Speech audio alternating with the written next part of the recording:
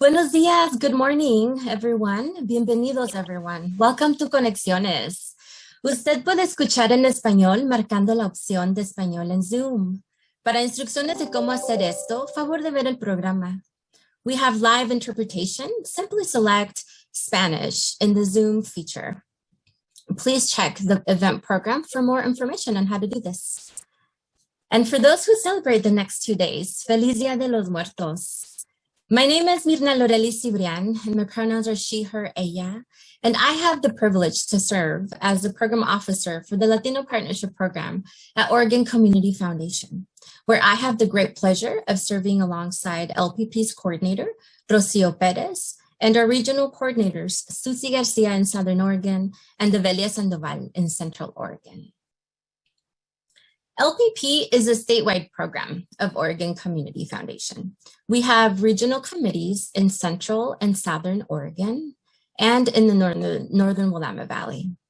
We center the voices and experiences of the Latino community in our efforts by leaning into the strengths and collective wisdom of our communities across Oregon.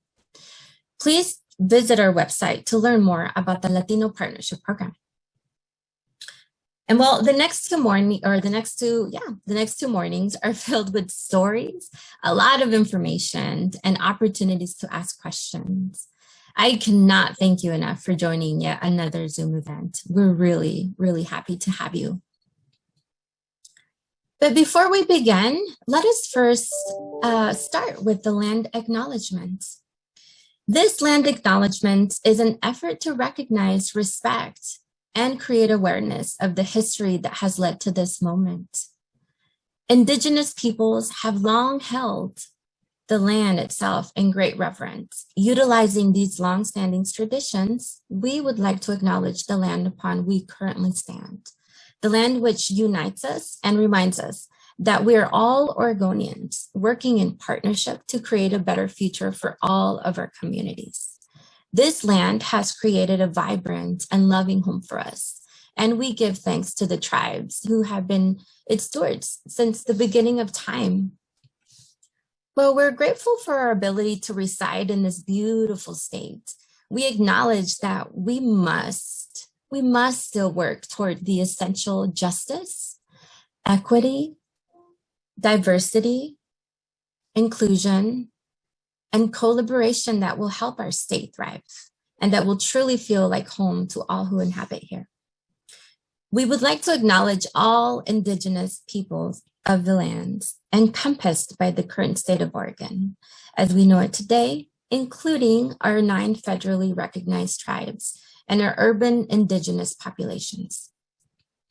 We honor and thank both the ancestors and the descendants of these tribes, as well as our community partners here today for sharing our vision for a better Oregon. In your packets, you will find resources on how to support the tribal communities. We hope you find them helpful. Gracias, everyone. And now I'd like to share a few logistics. All participants are on listen-only mode, except in breakout sessions. You may share feedback or ask questions in a couple of ways. If you're on computer, please use the chat Q&A feature to submit your questions. And please indicate if you would like your questions to be anonymous. Please be advised, today's conference is being recorded. If you have any objections, please disconnect at this time. As a reminder, we have live interpretation. Simply select Spanish in the Zoom feature below.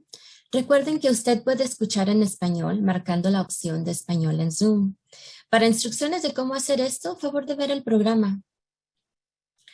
And now, I would like to introduce Max Williams, President and CEO of Oregon Community Foundation. Good morning, Max, and welcome. Good morning, Mirna, and thank you for the introduction. And thank you everyone else who's joining us today. We are so grateful to have you here at this Conexiones Summit. Zoom was not the ideal way we had hoped to spend our time together, but we are certainly glad to be hosting this important gathering, and we hope for a time when we can get back together with all of you in person, because it is truly a gift to spend time with you. As I reflect on the last 20 years of the Latino Partnership Program, I want to acknowledge that our work would not be possible without your partnership and generosity. Events like our regional networking gatherings in Central Oregon to Connect-A-Tay gatherings in Eastern Oregon have made it possible for OCF to stay connected with the Latino community and partners. LPP provides grants to a number of organizations like the LISTO program and Familia Unida, bike builders in Southern Oregon, the Oregon DACA Coalition in the Northern and other really important organizations. And I want to just say my sincerest gratitude for all of the leaders who are working hard to advance services in support of the Latinx community and other communities. Thank you for supporting the important work of the Latino Partnership Program. It's because of your partnership and participation that OCF over the last 19 months has been actively involved in addressing the overlapping crises brought on by the pandemic, the resurgent racial justice movement, and responding to the horrific Labor Day fires. Our work has been facilitating grant making, convening, listening and learning more, frankly, about how these crises have been particularly challenging for the Latinx community. We acknowledge the difficulties, especially for students and families, the deepening economic hardships, the complexities of social isolation and remote learning, and of course, the devastating impacts on housing and the economy, particularly in rural communities. And yet, Oregon Community Foundation remains hopeful and committed to continuing to engage with our partners and all of you across the state to learn more about the needs of the Latinx community. Beyond Conexiones, we look forward to continuing to engage in solutions-oriented conversations like the ones we're going to have today and tomorrow on the topics of Latinx wealth building and education. I want to particularly thank our keynote speakers, Dr. Andres Lopez and Carmen Xiomara Urbina, for your leadership and sharing your knowledge and experience of Latino wealth building and education with us over the next 2 days. For us to make progress, it is going to take all of us working together on these issues. And I'm truly inspired every day by leaders like you and those we get to come in contact with at OCF who are committed to and supporting and uplifting the Latinx community. We hope you enjoy the special programs that have been prepared for you today and tomorrow, and we actively encourage your participation. So thank you again for being with us. We're so excited that you're spending some time with us today on these and tomorrow on these important topics. And now I'd like to turn it over to Emily Prado, who will introduce the next portion of our program. Thank you. Thanks so much. My name is Emily Prado. My pronouns are she, her, and I am an organizer that has been supporting Conexiones. This is now my second year of supporting the team. And today we're going to kick off our wonderful conference with another storytelling segment. For those of you who joined us in 2019, we had 7 storytellers at that time from different regions of Oregon, and we're excited to bring that segment back. We understood that it resonated with a lot of folks. And so for those of you who are new to Conexiones or did not attend the previous iteration, I'm here to share a little bit about storytelling before we begin. I'm honored to be here with 3 wonderful Latinx leaders who I'll introduce shortly to share with us a bit of their own story. Storytelling as a tradition is thought to be as old as human civilization itself. It's thought to actually predate, of course, writing, but also is something that has been passed down through many, many, many generations. As far back as 27,000 years ago is what historians estimate. We as Latinx people, but also humans, come from traditions of storytelling. And we thought what better way to sort of ground our conference today than with telling stories and sharing a bit about our own personal narratives. As Virna Loredia already mentioned, today coincides with the first day of Dia de Muertos. And so when we were thinking about what kind of theme we wanted our storytellers to talk about, we thought about this theme of recordando nuestros antepasados, or remembering and sharing stories of our ancestors. We also recognize that people's relationship to ancestors and ancestry can be very diverse. And so we also wanted that particular prompt to be up to interpretation from our storytellers. But what we'll be doing today is I'll be introducing each storyteller who represents a different region of Oregon and different sectors of work. And after I introduce them, they will go ahead and share one of their personal stories. It'll be about 10 minutes for each person. And we encourage you to use the chat if you would like to share your appreciation for their stories. But they have all prepared to be here with actually the support as well of a coach. Her name is Cookie Zuvache, and she is an amazing storytelling coach and also the producer of one of the Moth segments here in Portland, Oregon. So if you are ever around in Portland, Oregon and want to hear more storytelling, I encourage you to check out the Moth. And remember that we're here to connect. We want to share stories so that we can share a bit of ourselves and our humanity and our history. And so as opposed to speeches or other sort of forms of presentation where we might have a particular objective or message, the purpose here today is connection or conexiones. So I just want to reiterate that and the importance of community. Even though we're virtual, we are still connecting. And again, we're grateful to all of you for being present here with us today in this. And without further ado, I'm going to go ahead and introduce our very first storyteller. And so Roy Baron is the oldest of 5 children whose family immigrated from Mexico, and he is proud to be a first-generation Mexican-American. Roy was raised in Weiser, Idaho, graduated from Weiser High School with highest honors, and majored in political science while at Xavier University in Cincinnati, Ohio. Prior to teaching at the Hermiston School District, Roy's employment included working for Umatilla County as a bilingual victim service advocate and as a drug court counselor, as well as school-based mental health provider for the RISE program. Roy was elected to the Hermiston City Council in 2018. He had been serving on the Hispanic Advisory Committee since 2016 and ran for the City Council because of his belief that city government should be representative of its citizens and wanted more representation of the Latino community. Please give me a virtual welcome to Roy Baron, who will be kicking us off with today's storytelling segment. Thank you, Emily, and good morning, everybody.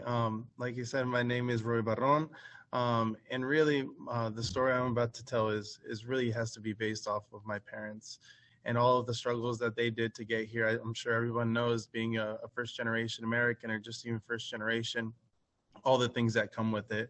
I like to just pick up my story. When I went to college, everyone knows, just when you're trying to get here and you're trying to make it, your parents are doing the most they can to try to push you through the education system. And, luckily for me, I was able to make it, graduate from high school and go off to college. And that's honestly where a lot of the big problems started to begin. For my first year in college, my parents were working in a bodega, a cebollera. And unfortunately, while they were working there and while I was in college, my parents lost their job. The company went under, and they were no longer to continue working there. Entonces, things became really difficult. I'm trying to make it as the oldest of 5 in my first year in college, while at the same time, my parents are trying to make it out where they're at as well. They're trying to figure things out. They're trying to see where they're going to work. Y todos nos ponemos desesperados. We all got very nervous and anxious about what was going to happen.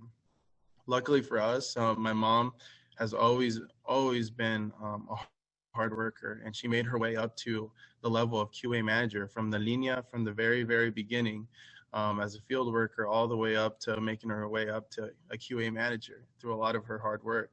And so when she lost her job and her job went under, she had a lot of support and was able to get a lot of people to recommend her to go to different places, to work in different places. And so luckily for us, we were able to get someone to vouch for my parents and really be able to have them have an opportunity here in Boardman, Oregon.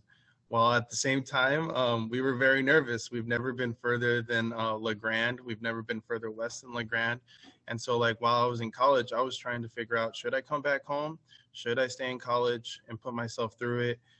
Should I get another job? And so there was just so much uncertainty. And honestly, at the end of my freshman year, we came back. I joined with my parents. We went together.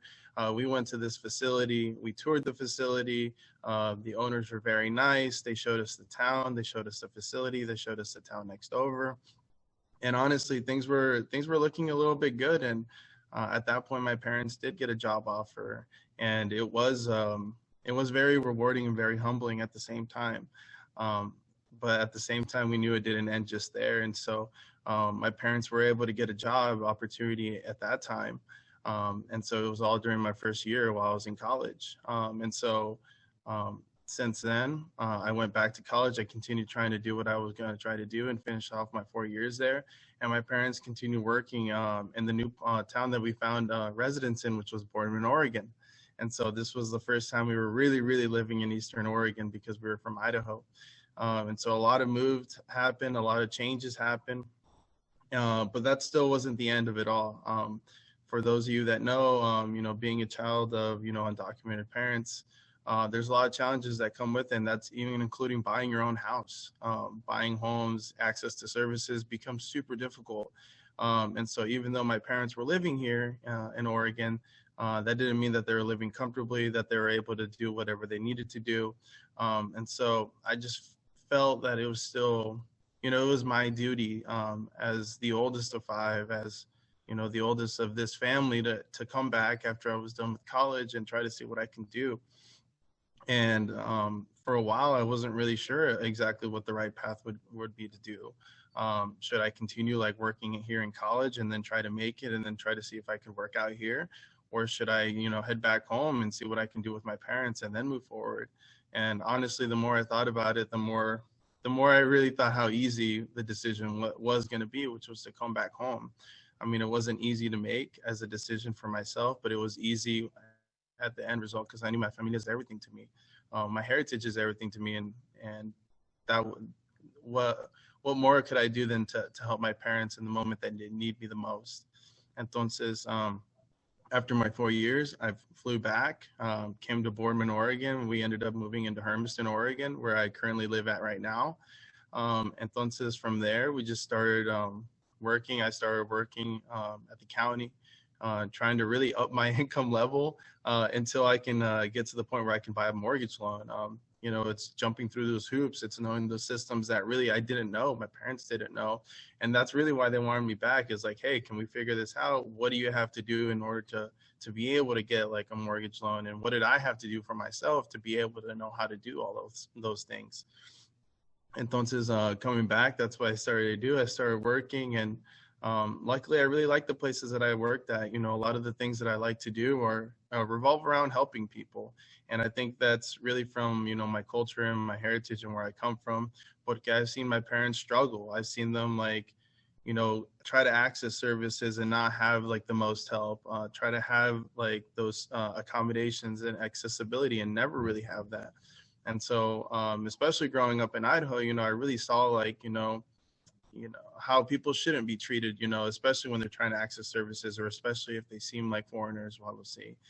Entonces, from there, we were able to jump through those hoops and got my parents the house. And, that felt like the biggest accomplishment to my life to date, honestly, is being able to help my parents get some safety and security and purchase that house.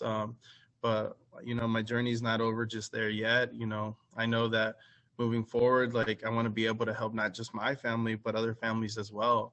And I want to be able to do that through the gift that they gave me. I was lucky enough to be put through school. I was lucky enough to make it through all of this. And so I want to be able to repay back. And, for a while, I didn't know what I was going to do. Like in this town, I was really thinking that I was, here to help my family and then move forward to the next town, or go to Portland or Seattle and join more of what I thought was my peer group. But the more I thought about it, the more I was seeing that all around me, this community is full of Latinos. Eastern Oregon is full of Latino presence. And a lot of them are going through the same struggles that I know my family went through, or maybe even more difficult struggles. And so the more and more I saw that, the more I was saying, you know, our town needs representation. We need someone that can speak for nuestra gente, to really empower our people, to really make them feel like they have a voice. And so that's been my mission of why not now? You know, why not? That's really what I thought when I came back to help my parents. I'm like, well, I can't postpone this. Why not now? You know, they deserve that. And that's how I felt about this community. I was like, well, why not now? Why shouldn't I just run? Why shouldn't I just put myself out there, and be the best that I could be? And if it doesn't work out, you know, it doesn't work out, but I'm going to put my name out there and leave it all on the field, as, you know, as they say in sports, and, you know, do the very best that I can. And, you know, con mucha suerte and a lot of perseverance, you know, I was able to be elected to that position. And, you know, I really think that it's all thanks to my parents. You know, a lot of the journeys that I went through has been difficult, but that difficulty really built me up to where I'm at today. I'm really grateful to be where I'm at today. I'm grateful for my family. And if I had to think about it and do it all over again, then I wouldn't have it any other way, porque al fin del día, you know, family means everything to me. And I know my heritage has built me to where I'm at today. And I'm really proud to be a Mexican American. I'm proud to be full-blooded Mexicano, and I'm proud to be here and trying to make it. And I want to try to do whatever I can to best support not only my family, but también others Latino families that also are trying to be able to make it. So muchas gracias for everyone's attention. Thank you so much. And hope everyone has a great morning. Thank you so much, Roy. That was so beautiful to hear and to learn more about not only your journey, but your family's journey as well. Laura Millet has worked for 26 years in the Phoenix Talent School District as a parent liaison for the two-way immersion program. She is involved with several programs in the community and started the CRISP Club at Phoenix Elementary, which stands for Confident, Responsible Individuals Seeking Possibilities. This club is focused on upper elementary students, grades 3 through 5, and the goal is to prepare students to enter society with confidence, integrity, and to be able to make positive contributions to society. She also started several programs designed to support parents as their children navigate the education system of the United States. Laura is also the president of LULAC, League of United Latin American Citizens, and has attended meetings across Oregon that focus on guiding and empowering community members. Please welcome to the virtual stage, Laura.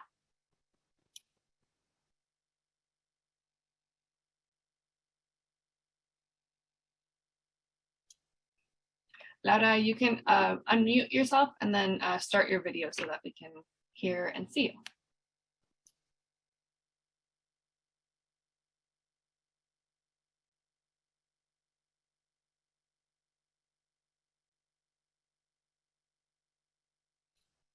Okay, we can see you, and then we'll just have to unmute.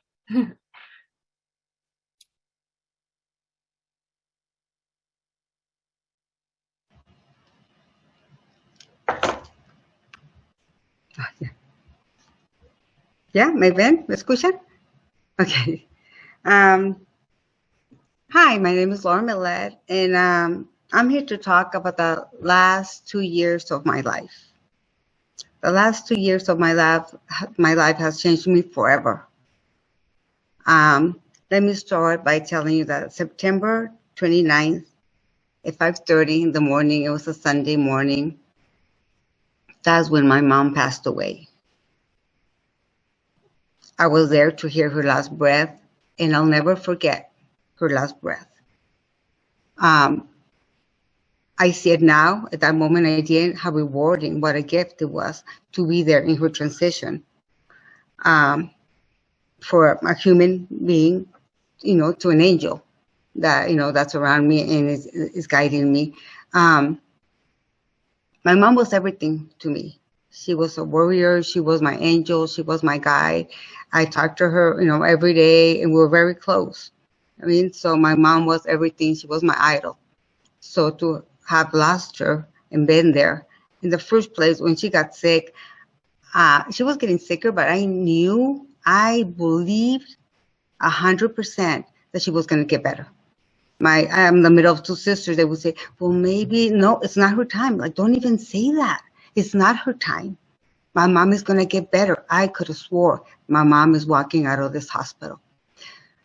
So for me to have been there holding her hand when, you know, in her last breath, it was something that, like I told you, I never forget. And now I'm seeing it, like, you know, wanted on her, you know, to be there. So I started with my mom. Then last year with COVID, a cousin that I grew up with, my same age, we did everything together.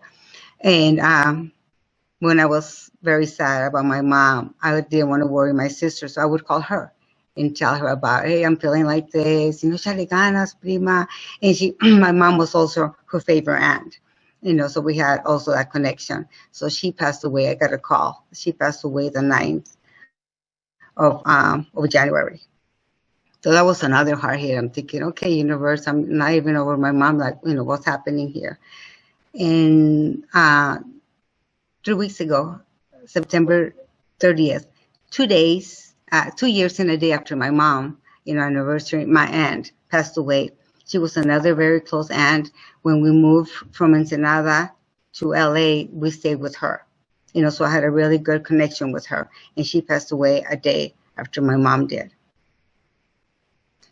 I remember going home that Sunday when my mom passed away after we did the paperwork at the hospital, going home, and we haven't got some sleep back for a week because she was in intensive care, and we were, you know, constantly there, you know, with her. Getting home and getting some rest. I wasn't even tired. I was just numb. Getting some rest and laying on the bed in my sister's house in LA. I have never been so afraid. I was just so afraid. I felt so fragile, like I'm alone in this world. I've never, you know, felt like that. And that kind of gives me some sympathy because I work in a school. So when I see the kindergarten kids coming in for the first week, for the first day, I'm thinking, oh, I wonder if they feel like I felt when my mom, you know, left this earth. So I was very, very afraid, like I've never been before. And I didn't know how I was going to continue. I was, you know, I live here in Oregon by myself. My family's in LA. It's like, I even wonder, do I even want to go back? You know, I've been here 26 years in my job. I love my job, but nothing matters. It's like, why do I want to go back? Well, no, I'm just need to just stay here and be here with my sisters, and we can all cry day and night, and we will be happy. Yeah, so I thought. When we got everything together, we planned everything, and that Friday we went to a funeral home, you know, to start the service. And when I went in there, I see some arrangements, you know. I had been there earlier, some new arrangements that were there, a heart and a cross and another one, you know, very beautiful. And he said, I caught my eye because he said, from Phoenix. He's like, Phoenix Elementary, like, what is this about? And he said right there, we can be with you in physically, but our love and our spirit, our heart is with you, Miss Millet. You know what I mean? We love you, and we're here for you and your family. And he had the signatures, the names of all the parents that put money together to make that happen. So when I saw that, even though I was still, you know, numb, I saw that, like, no, I think I need to go back. Because I feel so supported knowing that my community, I've been here 26 years because they knew what had happened. They had my back. And that was beautiful to know, like, here I have my family and I have my other extended family over there. So that kind of, it wasn't even a question if I'm going to come back or not. So I came back, and they're very, still, very sad, just coming to work and doing my thing and smiling. But inside I was still, I couldn't find a way, or how am I going to live my life without my mom? It, to me, seemed like impossible. My grandma passed away 19 years, and it was my grandma and my mom that. So my dad passed away 11 years. So it's like my foundation, my core was gone. So we're, I'm trying to heal, not having a good success, but I was trying to healing, and then. During that time, I fell that summer and broke my wrist and stuff. And then September 8th happens. That changed their lives for everybody, So I evacuated my house September 8th. I came back, got in touch with some of the parents and stuff, through my phone. And then September 9th, I know they were going to be meeting at the expo. I live in Central Point, so I went there. I went there to see the parents. And I remember going there and seeing the parents, and they all came up to me. I think they felt comfortable to see a familiar face. They came to me, Millet, what are you going to do? Some of them haven't slept. Some of them slept in their car. And they looked at me. I had a circle, and I was in a circle. They were around me, Millet, what are we going to do? We lost everything. We don't have nothing now. What are we going to do? We're homeless. We have nowhere to stay. We have lost everything. And I looked at them and I said, you haven't lost everything. You have yourself and you have your knowledge. You have the knowledge. When you guys came here, you came with nothing, and look how much you accomplished. We're going to start together all over. I'm here. I'm not going anywhere. We're going to do this together. You guys have you, and you have the knowledge you guys have accomplished from when you got here. And yeah, we're going to figure something out. I remember. And then I got a call that I had to go evacuate my house because another fire had started in Central Point and stuff. So I went and did my thing. I went and took up to Ashland to a friend's house. And then that night when I come back, I was thinking, because I'm very honest with the parents. So when I say something, I mean it. It's not just to make them happy, So I'm laying there thinking, oh, what's happening? Very grateful that my house was, I still have my house. I'm laying thinking, I just told them that they haven't lost everything, that they have themselves. My mom passed away, and I feel like I lost everything. So these parents have been supporting me for 10 months. They've been calling me every weekend. They take food to work to make sure I'm eating. They say, Ms. Millet, what are you doing? Why don't you come over? They take turns, and they've been supporting me. Ask me, señora Millet, ¿cómo está? Échale ganas. Su mamá no quiere que esté triste. So for 10 months, they've been guiding me and helping me out. So they need me complete. So it's been 9 months, and I used to meditate and do all this, journaling and stuff. So I have my toolbox. I need to dig in there deep and start getting some of those tools, because they don't need a dim light. They need a full light. These parents need me now. And this is my turn right now. And I have my mom as an angel to really get this together. I need to come, and get myself together. So I started that night. I did my meditation and started, getting myself together. And it's been a process, working with myself and working with the parents. And 5 weeks ago, 5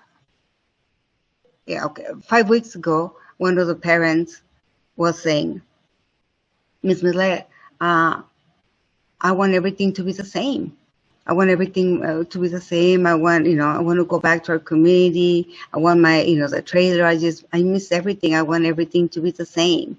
I can get used to being here. I want everything to be the same. And I looked at her and I told her, it won't be the same. It will never be the same. You will never be the same. We will never be the same as a community, I go, because what you guys have gone through, what we have gone through, it was real. You guys experienced it. We went through it.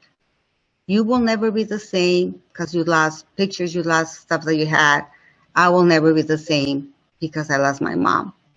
But this is what I'm doing for me. I choose to be even better, because now, I'm choosing to live with my mom, not physically. Physically, she's not here. She's not going to come back. But in my heart and her energy and in my soul, that I can do.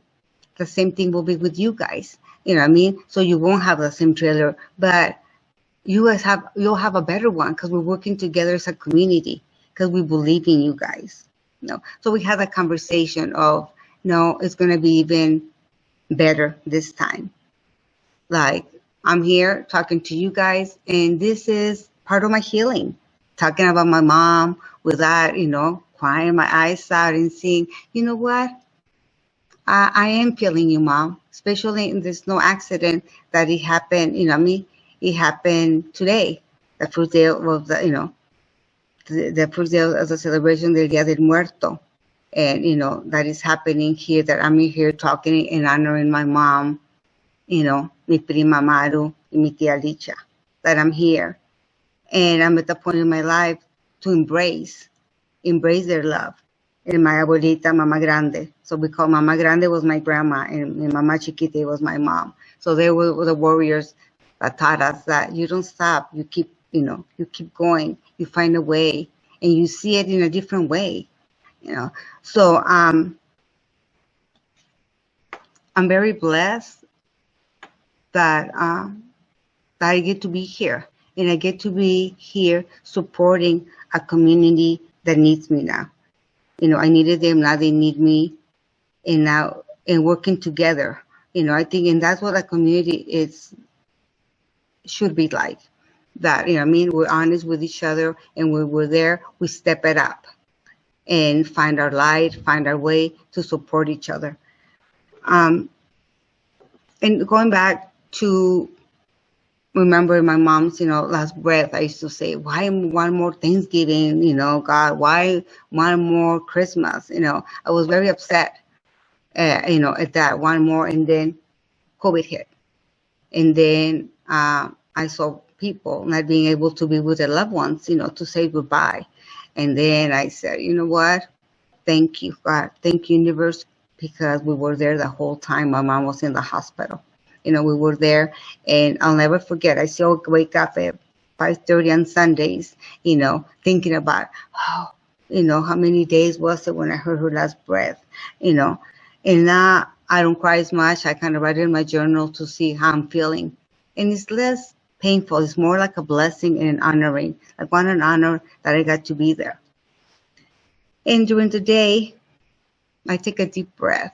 When I get hectic and I get, a bit crazy, busy, I take a deep breath and remember my mom and say, Mom, I need you. Oh, Mom, I want a hug. Oh, Mom, Te quiero, mami. Eres mi inspiración. Eres mi ángel guardián. I take a deep breath and remember. And kind of that's like my, instead of calling her on the phone, that's my say, Mom, we're together. I got you and you got me, Mom. And thank you for teaching me so much and for giving me my wings, to fly.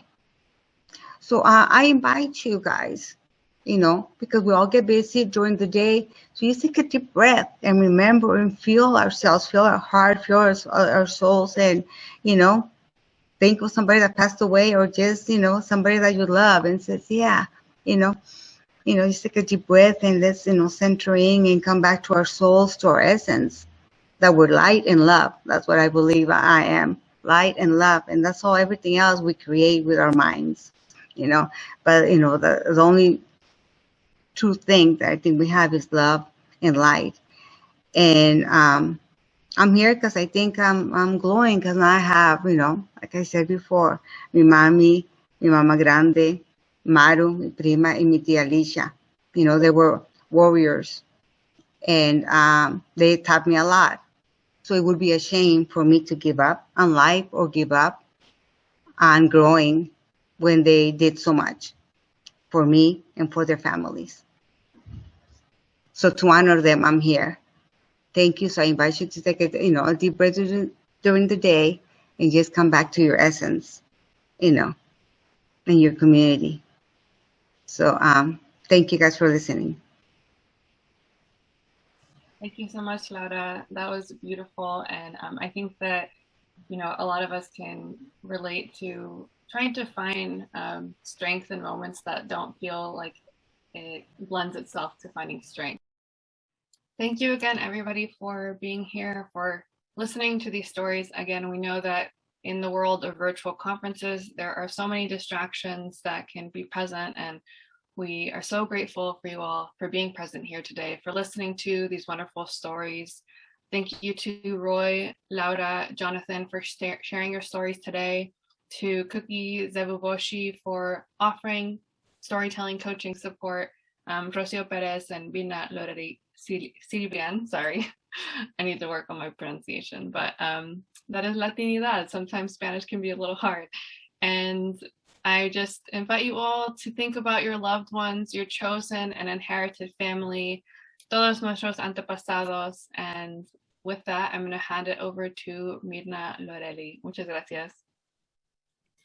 A ti, Emily, muchas gracias. Thank you. And thank you to all of our storytellers. That was incredibly powerful, moving, just beautiful. Muchas gracias por compartir con nosotros. Just taking a moment. For those that are just joining us, my name is Mirna Lorelli Cibrian. My pronouns are she, her, ella. I'm the Latino Partnership Program Officer and work alongside Rocio Perez, our amazing coordinator. Welcome to Conexiones. A very special thank you to all of our interpreters today. Thanks to Urkel. A gentle reminder to all of us to speak a little slower if possible so that our interpreters have some time to share in Spanish to attendees. Thank you for that in advance. I think I saw a little note in the chat of folks expressing interest in seeing everyone present.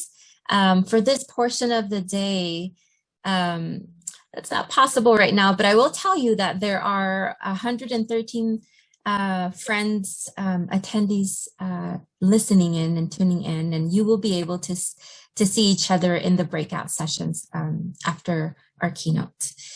And so now I would like to welcome el Dr. Andres Lopez. El Dr. Andres Lopez is a trained sociologist and professional research and evaluation scientist. He is a second-generation immigrant of Cuban and Mexican heritage. He was born in Long Beach, California, and grew up in Los Angeles until moving to Portland during his teen years. He currently lives in Portland, Oregon, and is the research director of the Coalition of Communities of Color. To learn more about El Dr. Andres, please refer to our event program or visit the website. Dr. Andres, muchas gracias for joining us. Welcome to Conexiones, and the floor is yours. Gracias, Mirna. Buenos días, mi gente. Good morning, my people. It's a pleasure to be here. I'm going to share my screen with you, so bear with me. Oh, wait, am I allowed to share? Yes, okay. Let's see.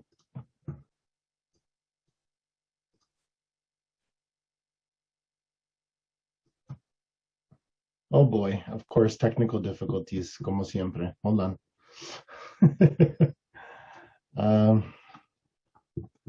Oh no. No worries. This is... I practiced this morning too, so you know. No te preocupes, Andres. While you figure that out, I'm sure folks understand it's technology. This is what we have to work with when it comes to Zoom events, and I'm sure everyone is understanding. You can do it.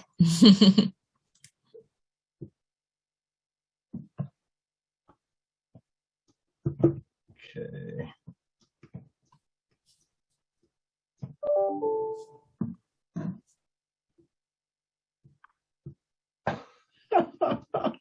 Ave Maria. I don't know what's going on. I'm trying. That's okay. That's okay. Hold on. All right, give me a second. We're going though. Well, El Dr. Andres works on his presentation. This is a good moment to grab a cup of cafecito, some water, get comfortable, relájense, because we're about to hear a lot about wealth building, ¿verdad? Claro que sí. All right. One more step. Okay, can we see it? We're good? Yes, no one's telling me yes, so I'm assuming. It's great. It looks great. Wonderful. Perfect. All right. I want to begin today by thanking our creator who gave me life, my ancestors who are with me today, and the tribes of Siletz, Grand Ronde, Cowlitz, Cascades, and Clackamas, whose lands I've settled on, for letting me speak here with you today. I'm feeling really emotional hearing those stories. Were so powerful, but I'm emotional because it's an honor and a privilege for me to be the keynote for this important conference. But also because I know Mommy and Papi and Mama, mi abuela, his mom, dad, and grandma, are so proud of me, and I'm honoring them now and sharing with you all my mind and my heart and my knowledge. So today I'm going to talk with you about Latine wealth building. I use the term Latine instead of Latino, Latina, or Latinx because it does not center masculine or feminine and can be pronounced in both English and Spanish. This is newer language to me, but I'm adapting to it because the words we use matter, and I want to use language that allows as many gente as possible to center themselves. So I may use Latino, Latina, and Latinx throughout the presentation as well, as these are terms I grew up with or used to identify with, and they are tied to some of the data that I will share today. Wealth and wealth building, which I'll give you a little definition now, is the process of generating long-term income through multiple sources. And I'll explain this more later, don't worry. And I'll do this today in particular in two ways, by thinking more of a cultural perspective, really grounded in community, and then also in ways in which wealth operates in the dominant society. So, as I said, I'll begin with this cultural perspective of wealth by telling you part of my story. Of course, as we've opened with storytelling, it's appropriate. And hopefully provide an understanding of wealth that resonates with you all, which I will explain a little bit more in what I mean by the human story of wealth. So the human story of wealth will also be about how my story intersects with past, present, and future realities of the US economy. I'll explain how that goes, and with wealth, what wealth means in our dominant society, sort of how it's measured or understood, in particular for gente Latine in the United States. After that, I'll discuss a little bit again some of the dominant and culturally specific ways as to how or what can be done to support wealth building for gente Latine, but also Black and Indigenous folks in Oregon. Then I'll share some takeaways with you, and we'll end with some question and answers.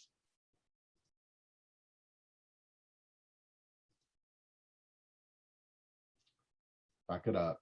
All right. So I begin with this cultural perspective by telling you part of my story. I am originally from Los Angeles, and my parents are Cuban and Mexican immigrants. They were actually divorced for 20 years of my life, and then they remarried each other about 8 years ago. So even though both of my parents were part of my life, really, mommy's the one who really raised me. Mi abuela, who I called Mama, also was a part of our life, lived with us until she died, and was really the one who cared and nurtured me and taught me Spanish as my parents worked. I have two older brothers and a very large family, of course, scattered all over the United States and Cuba and Mexico and other parts of the world. So I really wanted to start today talking about Mommy. My mother is an entrepreneur. She has been self-employed since she was 19 years old. So since I could remember, I grew up with my mother hustling to make money to create a world for us in which we could thrive. She pioneered broker-owned escrow in California, which means something, may not mean that much nowadays, but back then it was a one place where especially Latinos could come to building and learn about how to purchase a home and how to finance a home, and all the sort of the steps that are a part of that process. She was always uplifting our gente, and she was so committed to having a more economic, successful, and secure life for my family and for me. She really modeled it and pushed us hard. I think I'm a little bit actually kind of lazy more naturally, but she really pushed that out of me throughout my life, which got me here today. She really created, really ultimately, the conditions for me to succeed and for me to thrive. Take a sip. This is a lot to get through. So with that, I also want to talk about the mommy mindset. She really gave me this mindset of hustling harder than everybody else, right? That I could do it, that I got to keep going every day pushing, that I was something special and powerful, really, that I was unique, that I was this thing that the world needed, and that I had to really form that in order to reach my potential. When things were hard, when they often were, there was like this rule in our house that you could be sad for like one day, and then that was it. No more sadness. You got to get back up and get to work and keep pushing. Siempre pa'lante, was really the mindset. And really, what I want to share most importantly here, I didn't realize this would be so hard, was that for us, for me, and how my mother modeled it, building wealth was really about taking care of each other and everybody else around us, right? Especially our people. I'll share a story I'll never forget. I was probably about 14. We had, my mother and I were doing errands, and we would often, especially when we moved here to Oregon, would run into Cubans on the street that had just got here, just arrived to Oregon.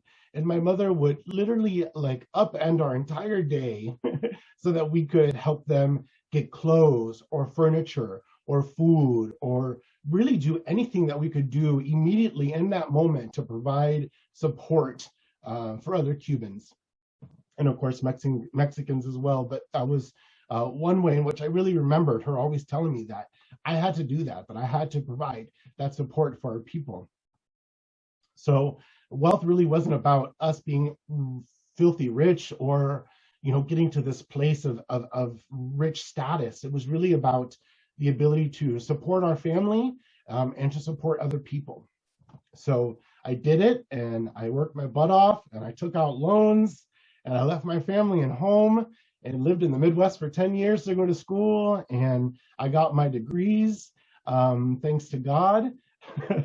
And I was lucky enough to end up here in Portland in this wonderful role and opportunity to support community research. And really, it's been quite a dream for me. And I share my story here, one, to model vulnerability and to share more with you before we get into these numbers and other ideas about wealth, but also to really show the human side of this, right? That I now may be making some decent income. I recently purchased a home with my partner, which was a lifelong dream, right, for me. And these are really wonderful, privileged positions to be in, right? And that took me 10 years of making less than $20,000 a year and ruining my credit and rebuilding my credit. And you imagine all the struggles it takes financially. And even to this place where I feel like I have somewhat, made it or reached this place, I still have an enormous amount of debt from going to school for so long. Very little savings, not a lot of diversified assets, a 10-year-old car, right? I'm working on it, right? I'm working on these things financially for myself. But I share all that really to just demonstrate the nuances and complexity in which wealth intersects with our families and our histories and our lives, and that you can't always take it for face value, right? Where I'm at or anyone else is on that spectrum. So I know my story isn't everybody's story, but there are elements of that I hope will resonate with you. So I wanted to propose this idea of the human story of wealth. And for me, the human story of wealth, or what wealth meant for me in my life and my family, was always about honoring and caring for family. It was about always supporting mi gente as much as possible. It was about remembering where I come from, right? Where I came from, what it took my family to get here, what it took me to get here, what it took those past generations for us to get here. It was about honoring God, right? That wealth, questions about wealth aren't just about money, they're also spiritual questions, right? It was about putting meaning into work and wealth, that these things be nothing by themselves, but with community and family and meaning, that's where the value and richness is of these things. And lastly, thinking about leaving a better world for the generations to come, right? That this is also about who's to come next and about creating the conditions for the youth to thrive and continue to grow and build off of what we've created. So these aspects are really important to me, and you probably will not normally hear these types of things when you're hearing about wealth or a wealth gap. But I wanted to start here to remind us that this part of wealth is fundamental if we are to move forward with wealth building for Gente Latine.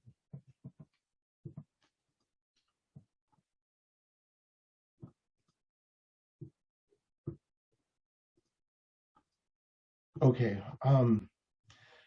thank you. That was a little bit challenging for me, but thank you for making space and hearing me. I want to start by giving thanks to the Oregon Community Foundation and Meyer Memorial Trust here because they have supported a racial wealth gap research project, which I'll talk about here in a second, that the Coalition of Community Colors have been working on for the last 6 months. And because of that research, I've been able to learn a lot of these things and gather a lot of this information that I'm sharing with you here today. And I want to begin by acknowledging this research and that really it centers the fact that through generations and laws and policies and discrimination, that white families have really been provided with wealth starter kits, right? Which include land and government-backed mortgages and loans and support and a wide social safety net and subsidies for business and education, right? And because of these advantages, white families have been able to generate generational wealth, while in the same way, these policies have excluded communities of color. And in here, I'll talk a little bit more about Latino folks from these same opportunities. So let me show you what that looks like. So as I defined earlier, wealth is the process of generating long-term income through multiple sources. So you see here on the left, there's some examples here of what wealth sources, multiple sources look like. So real estate, consumer durables are things like cars, jewelry, appliances, electronics, corporate equities, mutual funds, pensions, private business, and other assets like savings accounts or retirement accounts. So if you see this, this chart here, you can see that white families have trillions of dollars of wealth that far surpasses other communities, particularly Black, Latino, and Indigenous communities. So I wanted to demonstrate this visually so that you can see really just how disadvantaged the stack of wealth is compared to other communities.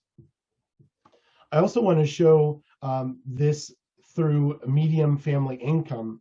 And median family income is a way of defining the middle, right? So there's some people who have a lot more money, and then there's some people who have a lot less money. And a lot of times we average that, sort of saying, dividing, sort of, taking everyone into account and dividing that. That's an average. That's not as useful as a median, because the median really reflects where the middle is. So here you see the median family wealth by race and ethnicity, and this is just till 2016. But you can see the top bar, right? White folks here, and then we have Black and Latino folks.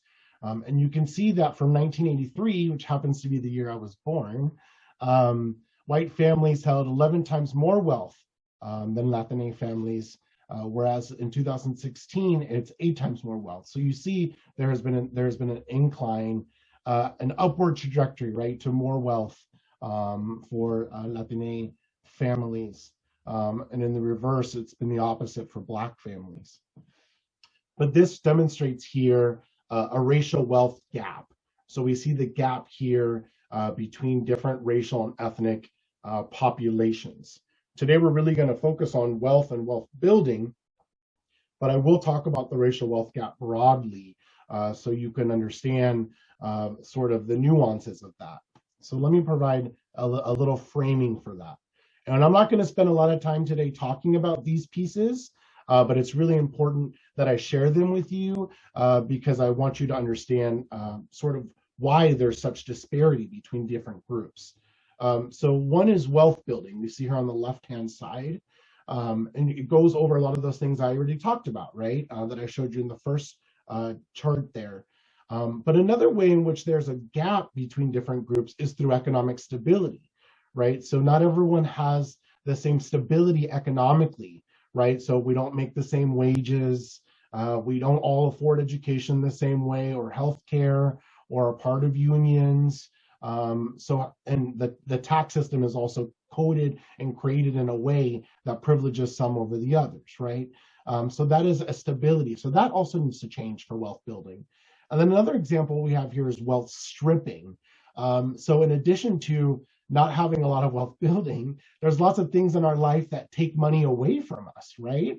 And those things make it even harder to build wealth, right? So predatory lending, student loan debt, medical debt, tax exclusions and penalties, and then all sorts of racial bias that shows up in all kinds of ways in which we participate with economic systems. So again, today I'm going to talk a lot about wealth building, but I wanted to share this frame for you because it is a lot more, there's a lot more to it, right, than just providing more opportunities or building up this wealth part. We have these other things too that we have to address.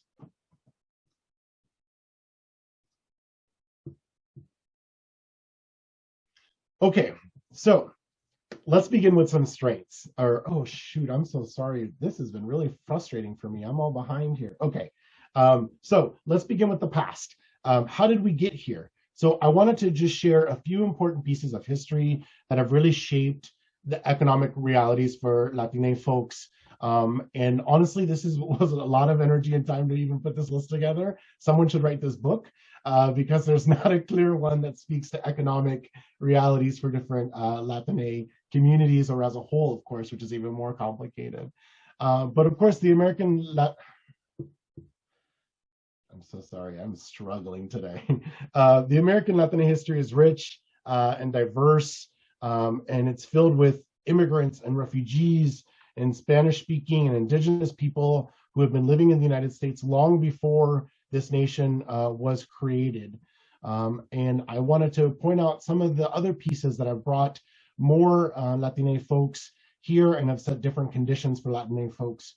So thinking about first the Bracero program that lasted over 22 years, that brought 4.5 million Mexicans legally to work here in the United States, which really was to fill a labor shortage for World War II.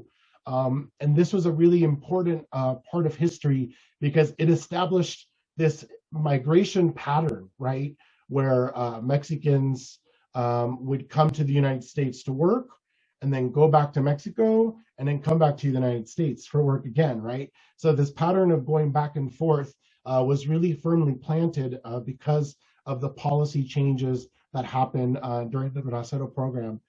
There was also a great amount of discrimination and pain, and I'm not going to get into those pieces here, but one thing I do want to talk about is Operation Wetback, which was initiated by the US government in 1954, which did deport 1 million braceros throughout this time, in a short period of time, actually over 6 months.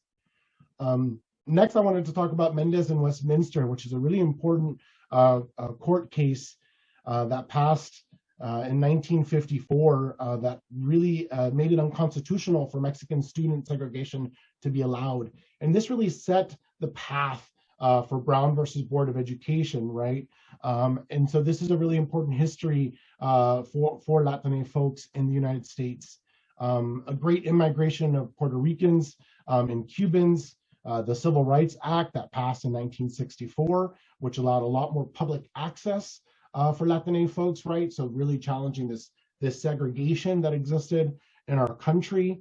I think about Cesar Chavez leading the Llano grape strikes, right? And what that process did for farm workers' rights still today, and really centering farm workers in work organization rights in the United States, and the time where white people all across the country stopped eating grapes to support Latino folks.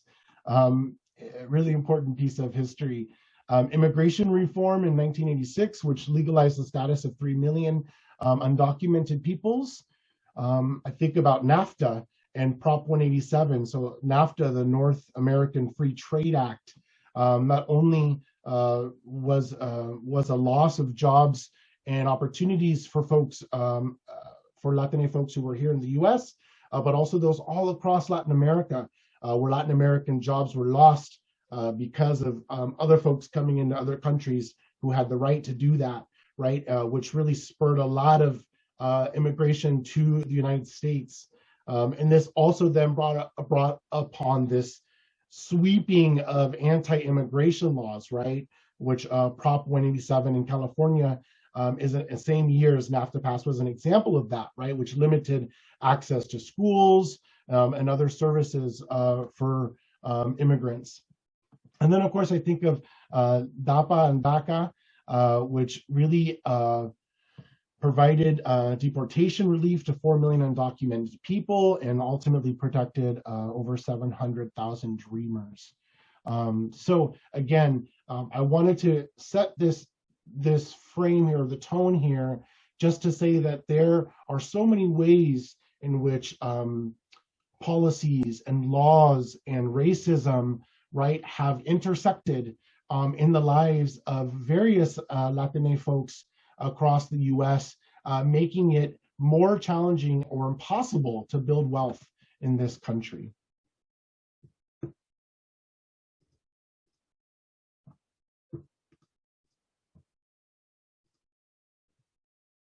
Okay, so we went to the past, now let's go to the present.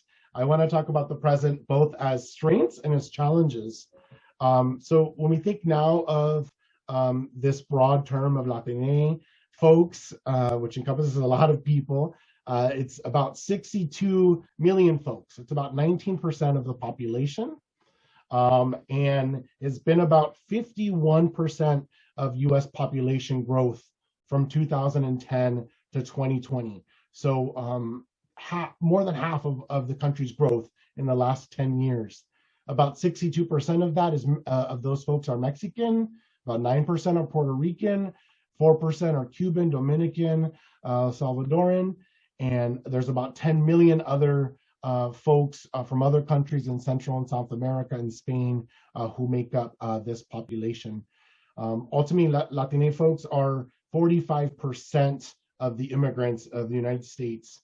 And this is a really interesting narrative because, you know, Latino folks are always painted as immigrants or seen as those not from here, but really 2/3 of Latino folks were born in the United States. So that's 66%.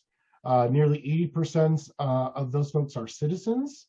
And it's estimated that in 2060, Latino folks will be 1 of 4 of all US residents. And they also provide $2.3 trillion in economic activity, which we're going to talk a little bit more here. So let's just go over some of the strengths. One, we are younger than the overall population. The 29 years old is the median age, which is 8 years younger than the population and 15 years younger than white folks. We are more likely to work. We make up 18% of all persons employed who are 16 and over.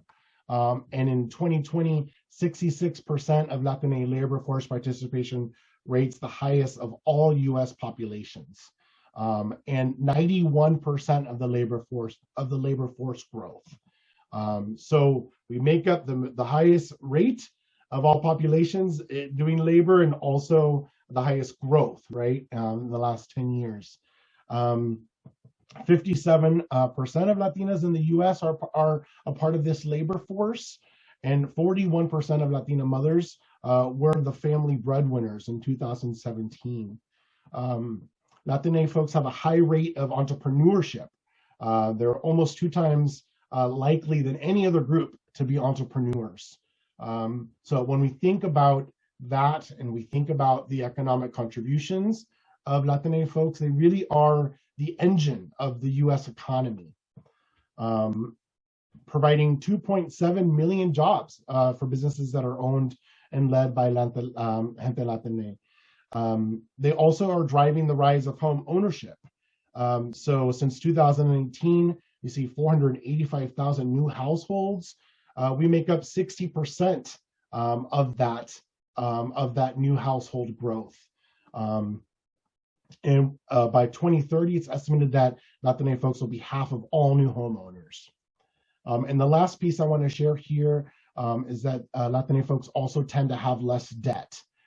So almost half in 2019 compared to non-Hispanic whites, and lower rates of student loan debts, right? So that's about 6% of student loan debt. So we have less debt.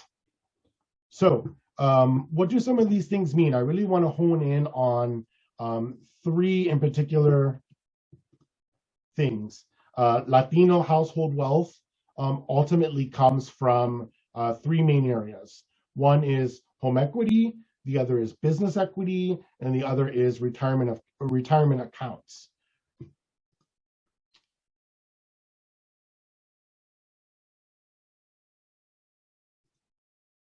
I am never going to use this system again. I apologize. Woo! Okay, so that's pretty impressive. So what that means is that Latinos have increased their household wealth by almost 85% since 2010. And again, most of that has been through Latino homeowners, but also investing in retirements and entrepreneurship, right? So this wealth is being tracked by many organizations, and we continue to see how the different ways in which this will grow. And we'll talk a little bit more about how we can support some of these areas after I'm done talking about the past, present, and then moving on to the future. Okay, so now I want to talk a little bit about some challenges. So we know that less than half own their own homes. So while we are increasing in home ownership, less than half of Latina gente own their houses. There is a lack of access to banking services and credit. Of course, there's there's less credit use rates, 14% lack a checking or savings account, and they're 1.5 times as likely to use payday loans, which are example of wealth stripping, as I mentioned earlier, right? It's a predatory practice that really takes a lot of wealth. They tend to pay more for home financing costs, so they have a higher debt to income ratio.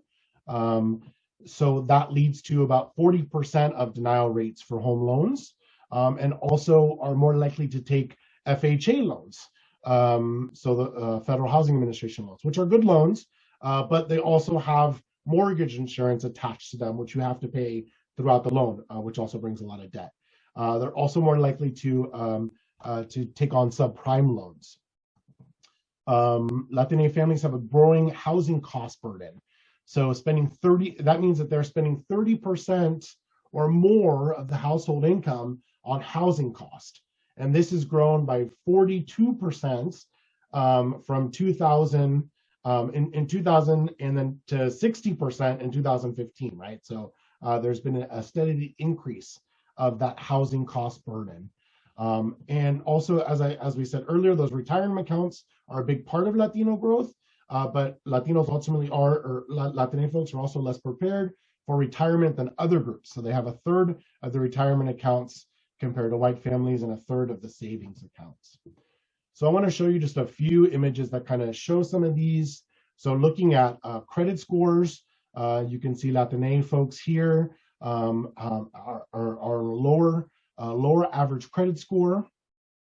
Looking at mortgage rates here, you can see in particular the mortgage rates that are 5 to 5.9 and 6 to 6.9, well, 5 and 5.9 and up, right? At these mortgage rates, you see that yellow bar, the Latino gente, you see how big those numbers get at the end, so that, you know, our people are paying a lot of money for mortgage.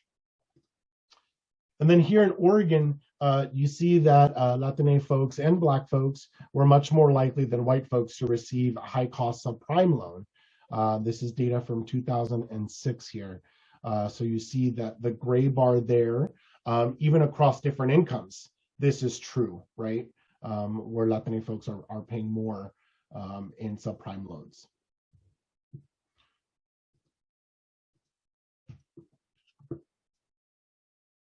My word.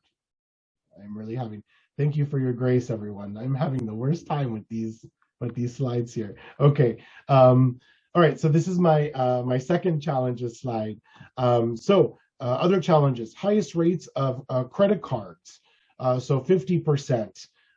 Highest rates of loan auto debt, right? And we see that that loan auto debt in particular has had a 26% increase since 2016.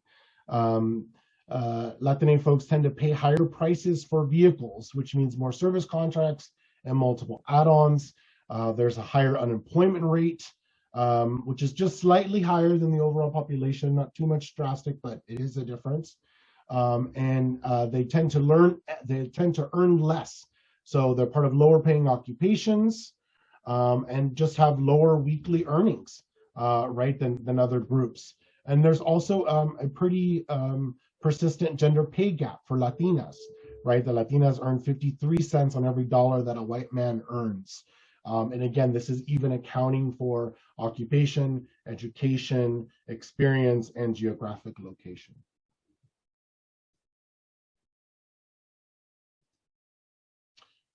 So just one slide here to kind of show this.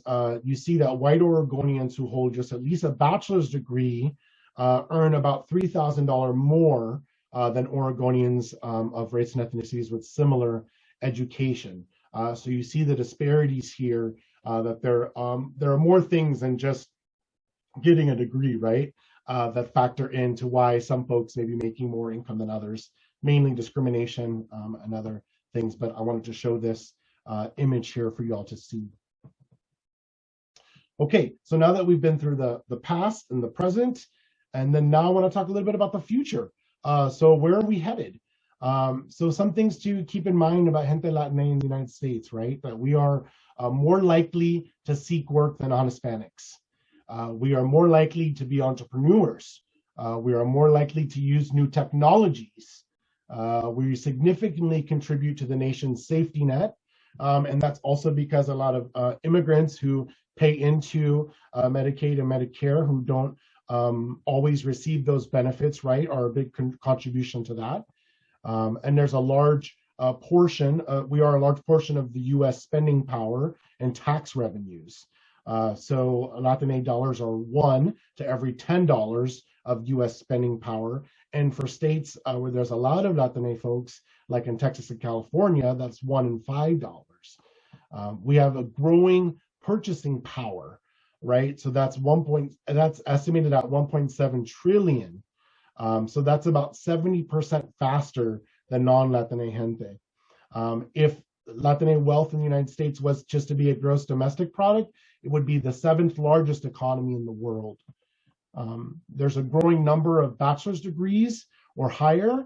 So it's 18% of those who are over 25, and that has been a 73% increase since 2010. So a lot is changing really fast for our people. And then the last one here is Latino voters more than doubled in the last 2 decades.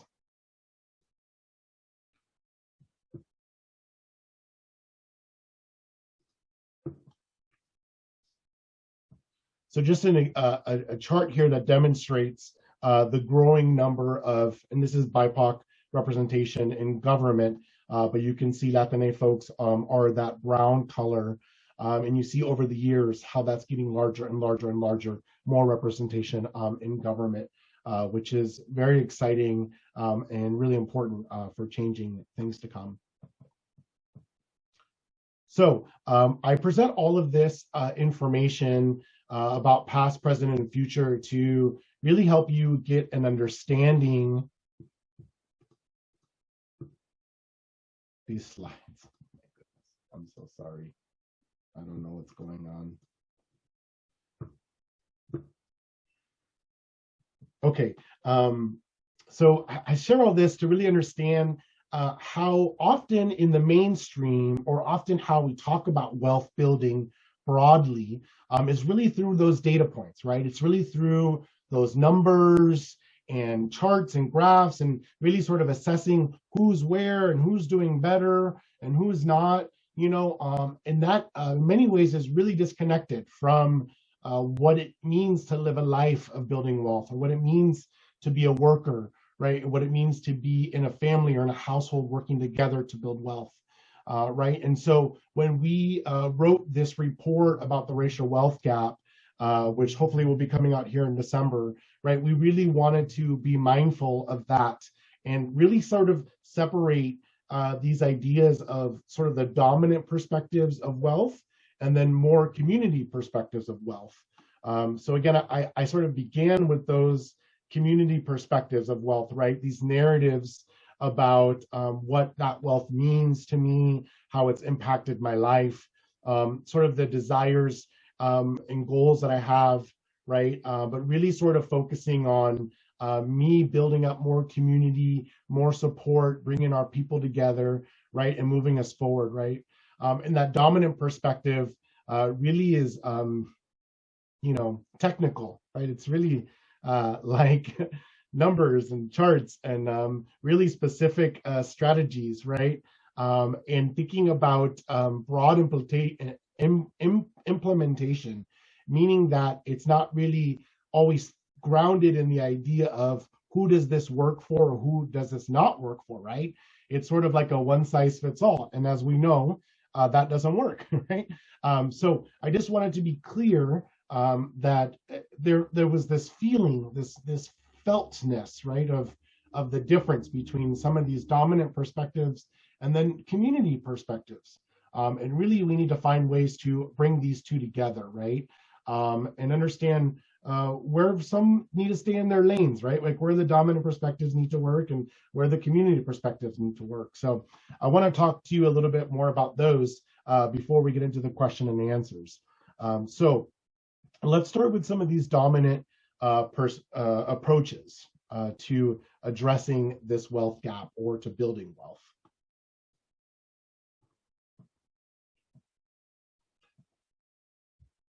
So I really think of dominant approaches in these four ways.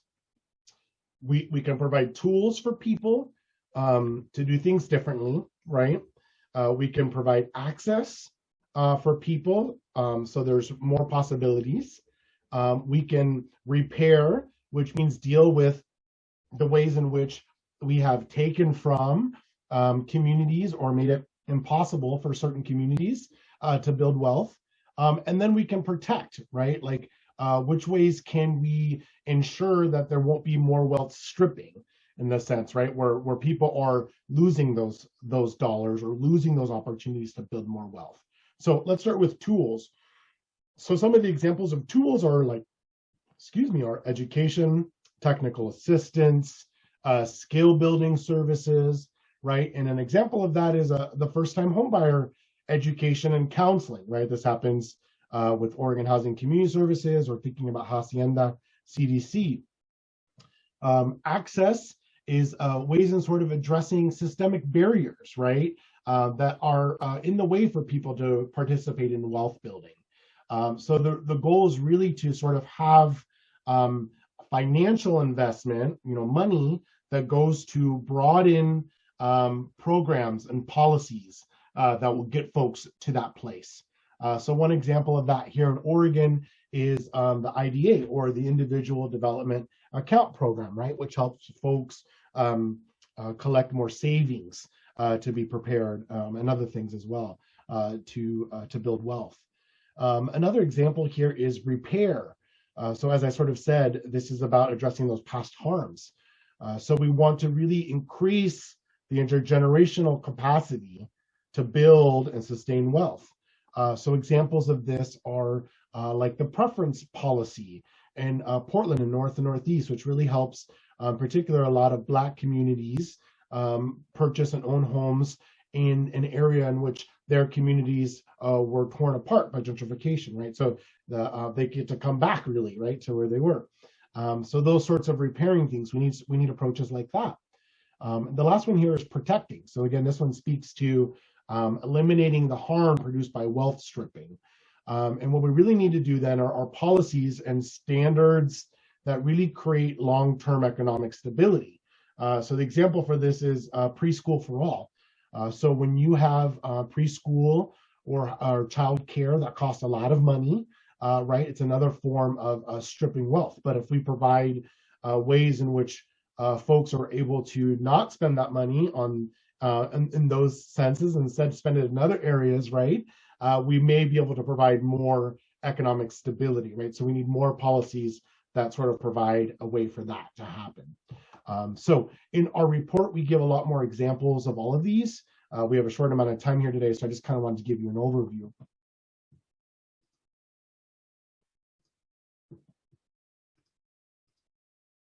All right, so that was some of those dominant approaches. One of the things that our research also talks about are these community desired approaches.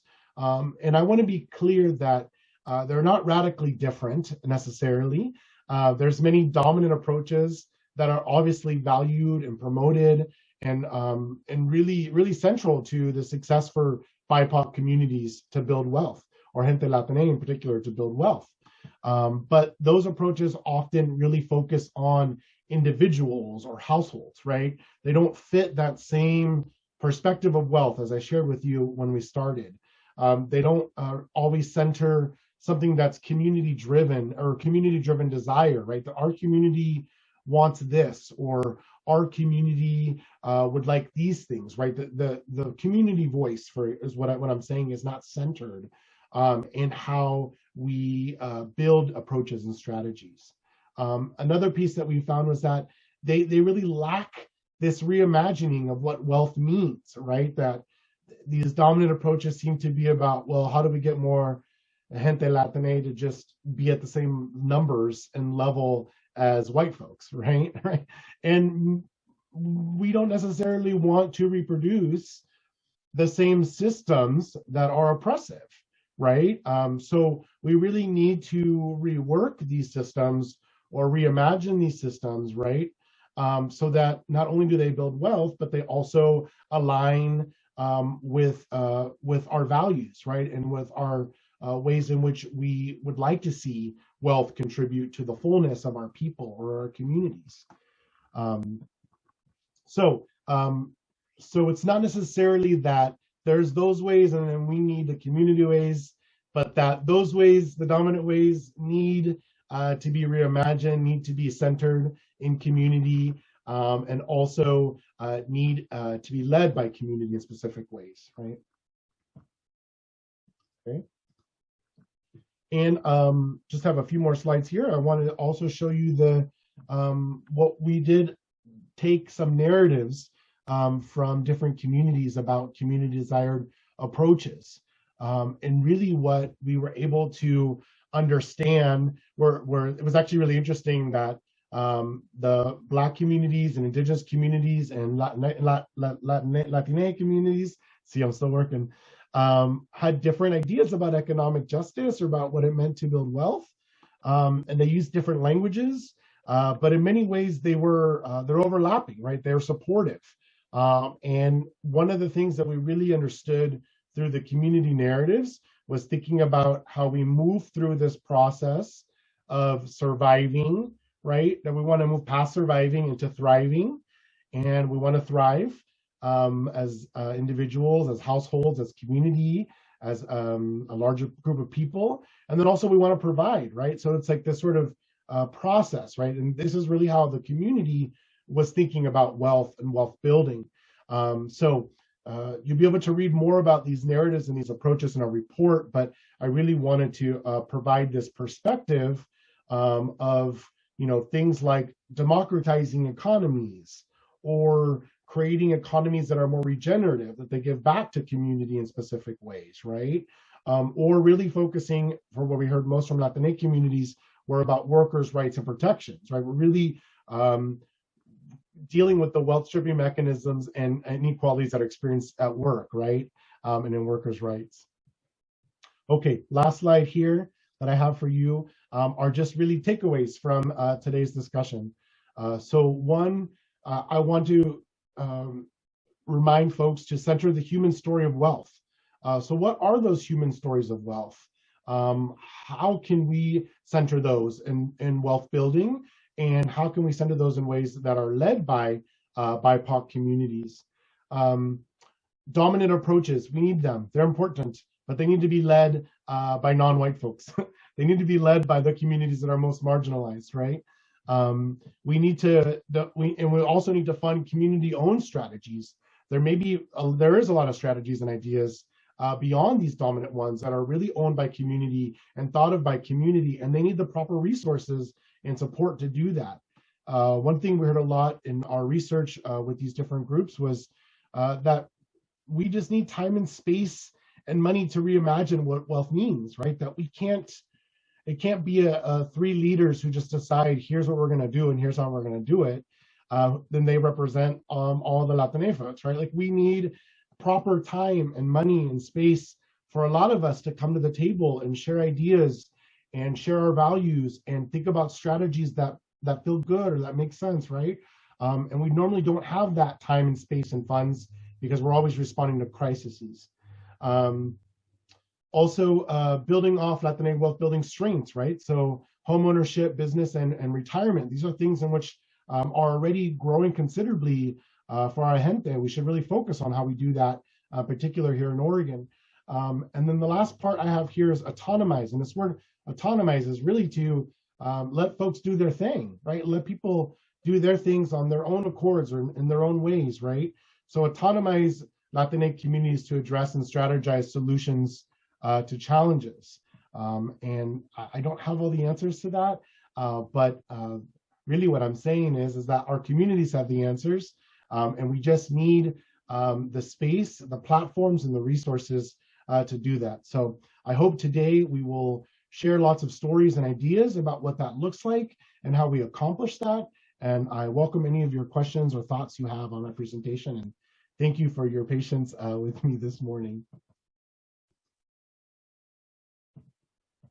Dr. Andres, thank you so much. Wow, that was a lot of information that I think a lot of us are really interested in. We are running into a little bit of, I think we can spend maybe 2 or 3 minutes if people can hang in there, acknowledging a couple of questions that came in the chat before we move into breakout sessions, if that's okay. One of the things that is coming up, Dr. Andres, is people want access to your presentation. Is that possible? And I'm happy to work with you. We're happy to work with you after the fact to figure out how to make that happen. Yes, absolutely. Okay, great. And I think one of the things, one of the questions was, are some of the statistics that you were sharing, are they national? They wanna know how this looks for Oregon economy. And I think that was at the initial part of your presentation that the question came up. Yes, there were certainly some of the data that talked about Oregon in particular, but a lot of it was national, really sort of framing the broader contours of Latino wealth building. But in the slides, when I share them, I'm happy to note which ones are which, so you can tell which pieces. And there is a lot more information that I wanted to share that got cut. So maybe I lost some of the Oregon data in that process as I was trying to tell a more cohesive story. So I'll try to share some of those as well. No, that's great. I think you should know that there were a lot of comments in the chat about how a lot of business, Latine or Latinx or Latino, however folks want to identify as, do a lot of the small businesses or entrepreneurship because of need, because of the lack of documentation. And so it was a note that people inserted in the chat. And then briefly, can you share what are the barriers to banking services? And in the chat, they wrote, I imagine that immigration status affects this, of course. In my own community, there's banking institutions that don't require a valid social security number to open a checking or saving account. Lines of credit are harder to get, though. Yeah, I wouldn't want to give information as if I'm the expert on some of those approaches. But certainly, I think there is part of it is citizenship, qualifications, income qualifications. Again, debt to income was a big part of why home applications were denied. I'm imagining it's also the same. But I think people, I think really in general, there's a distrust of certain institutions and what we do with money or how we do with money. And I think that can be overcome. I don't think it's like a fundamental thing. I just think there needs to be more Latino folks in that work, doing that work, demonstrating how savings works, what that looks like, right? And in ways that are also culturally specific, right? That aren't just with words like really confusing financial terms, right? Like it's really overwhelming to understand all those pieces and how they're connected. But again, I don't want to say that I'm the expert of banking, and in fact, I think those personal strategies to banking are not necessarily, I think, the most important wealth building approaches, but a really critical one. Yeah, thank you. There's a lot of interest in the full report once it's public and you're able to share with folks. So more to come on that, everyone, in terms of the full report that Dr. Andres made note of at the beginning of his presentation. I think this is now a good time to take a small break. Dr. Andres, it's been such a pleasure to have you. Our sessions are going to start at 10:45.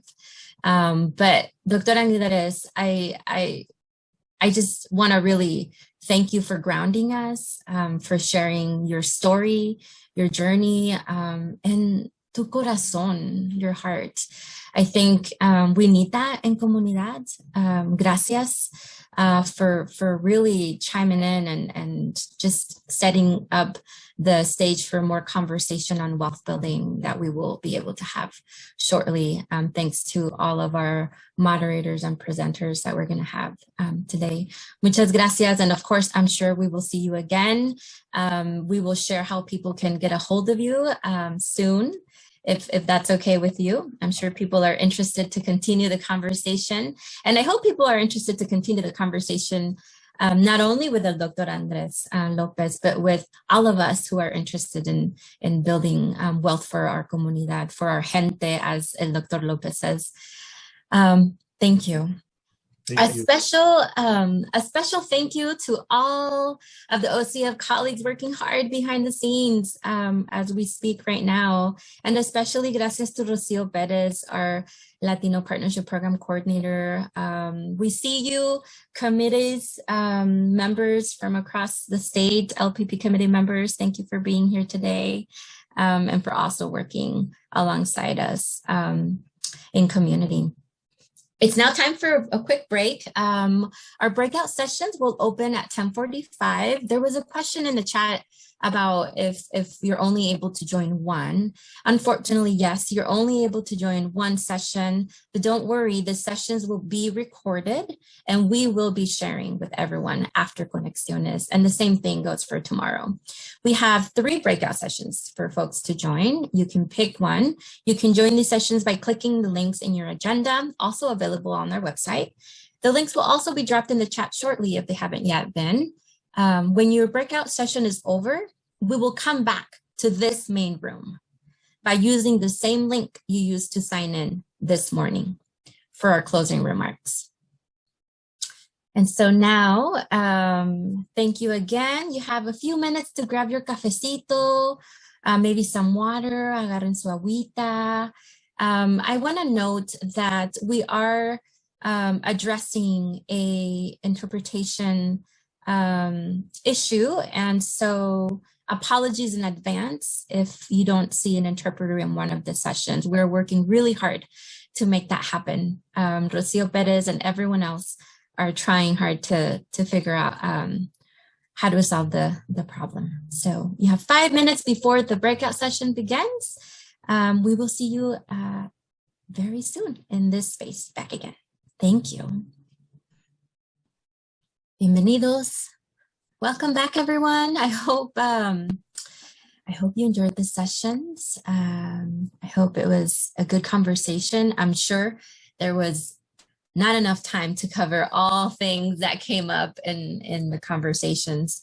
And so let me remind you that this is only the beginning of many more conversations to come beyond Conexiones. So please stay tuned for many more opportunities to engage on the topic of wealth building as it pertains to the Latinx Community Wealth Building Network, the housing conversation, the small business conversation, and much more. But for now, I would like to now welcome Niti Desai, OCF's Director of Community Engagement, to share a few words with you and to close us out for the day. Niti, welcome. Great. Hi, welcome.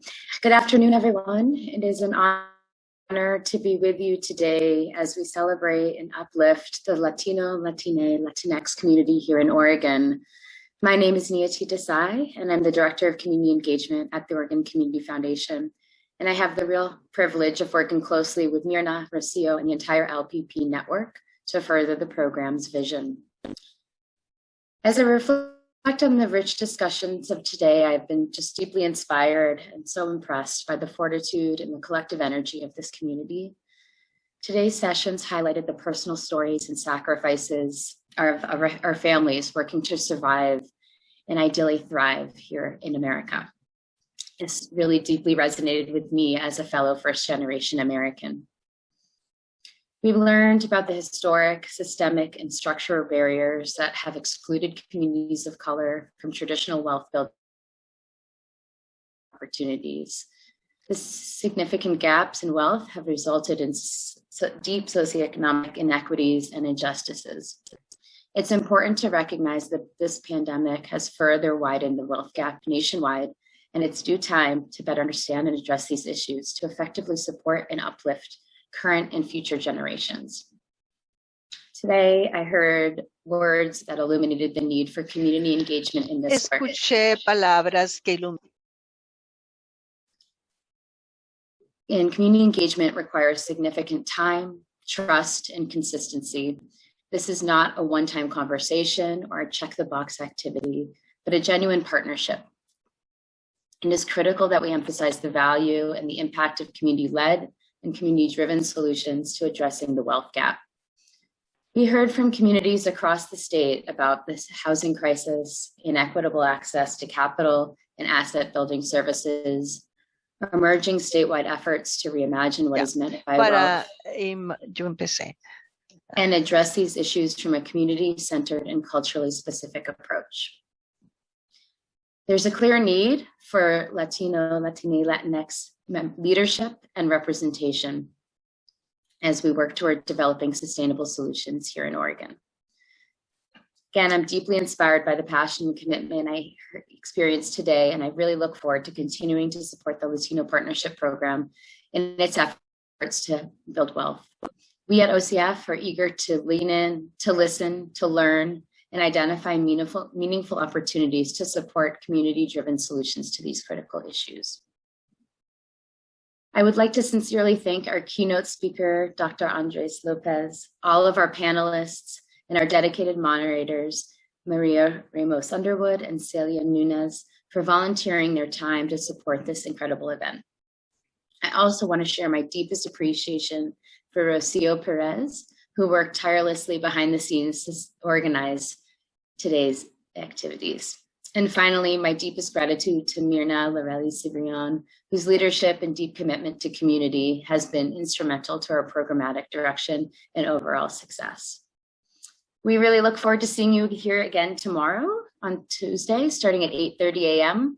for a coffee chat, a keynote by our Deputy Director, Oregon Department of Education, and breakouts focused on the Latino Student Success Plan, and a breakout aimed at highlighting the youth experience.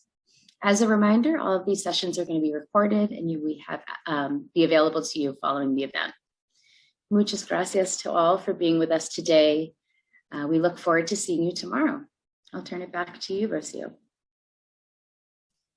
Turn it back to me, Niti. Thank you so much. I wish Rocio could be with us on the camera, but Rocio is busy behind the scenes, working hard on addressing some of the technical issues that came up. So as a reminder, everyone, we will have you will have access to the videos of today's happenings. We apologize for some of the technical difficulties and thank you for bearing with us.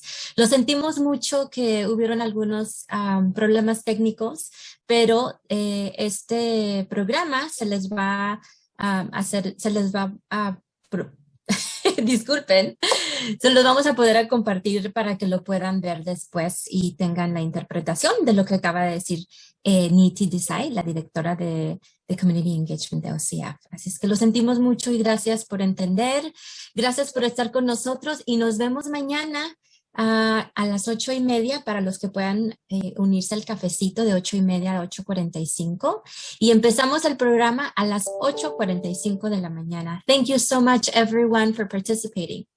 We will see you tomorrow for those that can join us at 8:30 for coffee.